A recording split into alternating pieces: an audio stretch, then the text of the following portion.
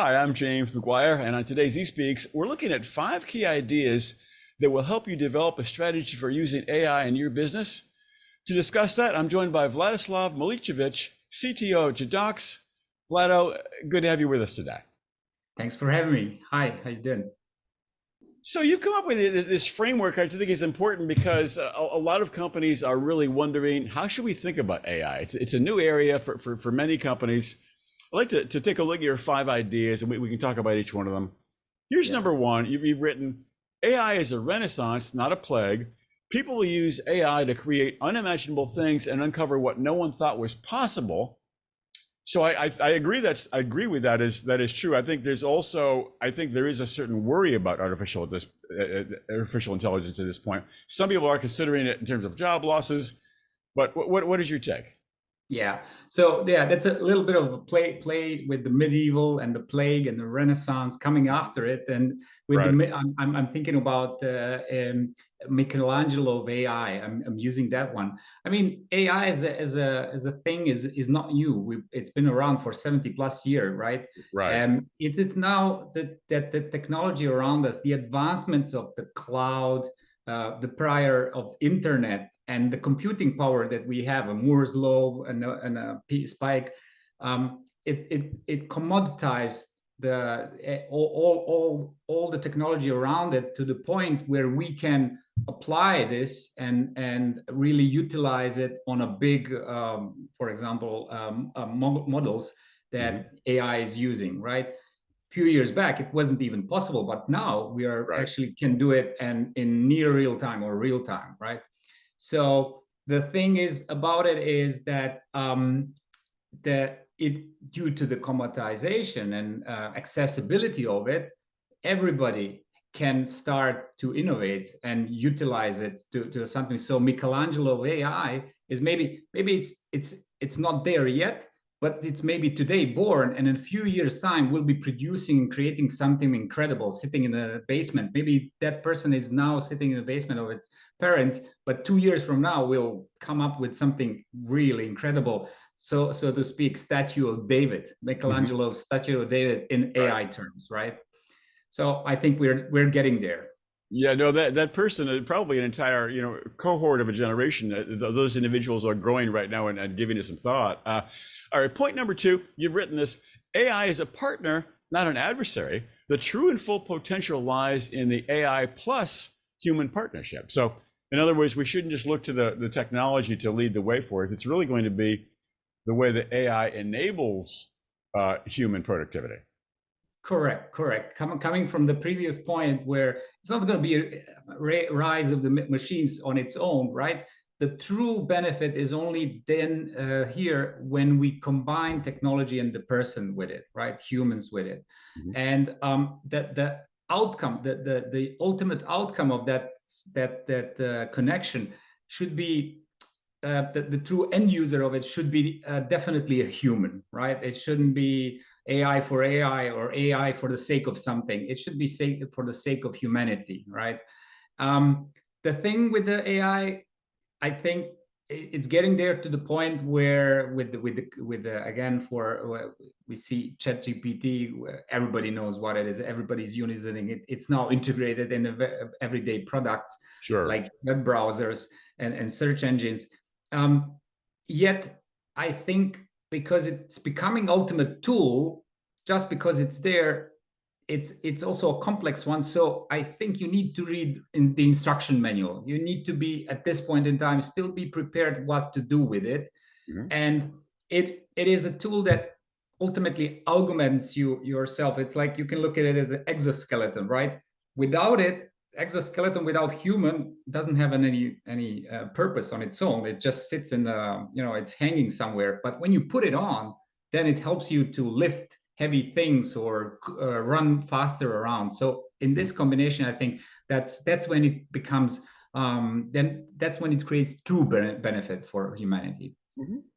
All right, so point number 3, you say be discerning of AI, not dismissive. The difference between being discerning and being dismissive is transformational. Are there, in fact, a certain amount of business leaders that are still dismissive? It feels like most of the business community is embracing it wholeheartedly. Well, I just recently I spoke about this idea in front of 150 finance professionals, and I did a quick survey, and I asked how many of them really use it in a real professional environment. And to be honest, I was a bit disappointed with the outcome. It's somewhere like it's anecdotal, but I would say somewhere like 15% of people raise their hand. I think true adoption comes when you are 20, 30% and above, right? But when I said, how many of you know ChatGPT?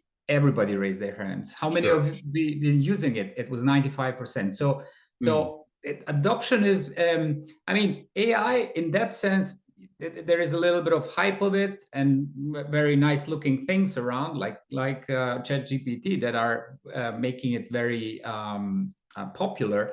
But it is you can, as such, this technology you cannot simply ignore it. It's everywhere, right? It's really here. So ignoring it is not an option. I think embracing it and being prepared to use it in your environment, figuring out how does this technology help me and how can I shape it, how can I push it towards something that is helping me. I think that's what we should be doing at this point in time. Like with every new technology, right? People are normally they don't like big changes, right? So for as long as it's helping us, it's good. If it starts to become a trouble, I don't want to talk about it. But I think it is inevitable. It is coming. It's here, right? So we cannot ignore it. Very, very true. We must either embrace it, understand it, or not, and we can no longer put our head in the sand at this point. Interesting too about the finance executives and finance professionals. Adoption is still not 100% by a long shot. It's still, for all the hype, is still ahead of the curve. Right. All right, but point number 4, you make up AI can highlight our humanity. Humans have explored technology. Now technology is exploring humans.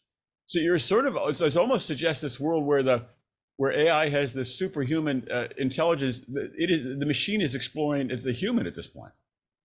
Correct. If you look at it this way, me as a human, I'm very curious one, and I want to. I can show you a pile of books that are waiting to be read by me, but I don't have time for it. Now imagine having technology in front of you that can read all your books that we ever wrote and summarize it and learn upon it and act upon it. It can really find things that we didn't even see. If it can go towards rationalization and figuring out things and pulling consequences out of it. I mean, that's a bit scary, right? Maybe that technology, if we feed it with enough data, all of data, will start discovering things that were hidden in plain sight for us humans, but we never explored it. And now there's a thing that explores everything for us, including ourselves, or all of the creation that we made through the centuries. Well, so that's you know, that's the part where I think, oh, now we have the possibility to use it to mirror ourselves, right? Mm-hmm. Well, no, I think the ability for AI to sort of help us transcend our previous limits is pretty amazing.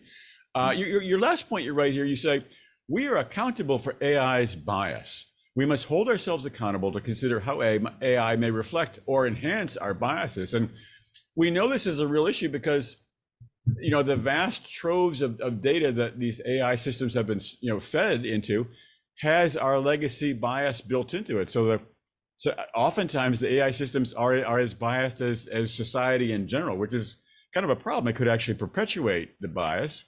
What is your take on this one? Correct. So, I mean, you are feeding this thing with data. So what data do you put in? Unless you put everything, it is biased. It's definitely by definition, it's biased. I am focused. I cannot feed all the data, so I need to cherry pick data. Oh, I'll put some of the interest that I have, but does it reflect the true reality, or does it reflect biased reality of which I perceive? So that's the thing.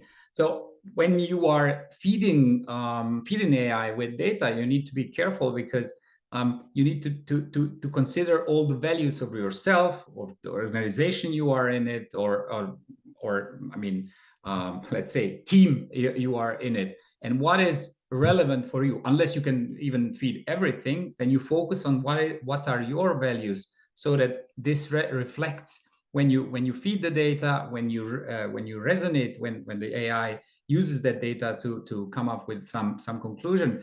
You make sure that it reflects those values that apply to you, your team, or your organization. Otherwise, you will have something that is not really usable for your environment, right?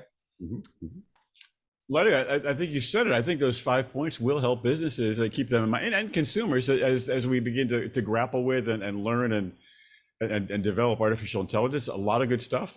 Thanks for sharing expertise today. Totally appreciate it. Thanks very much. Thanks for having me. Cheers.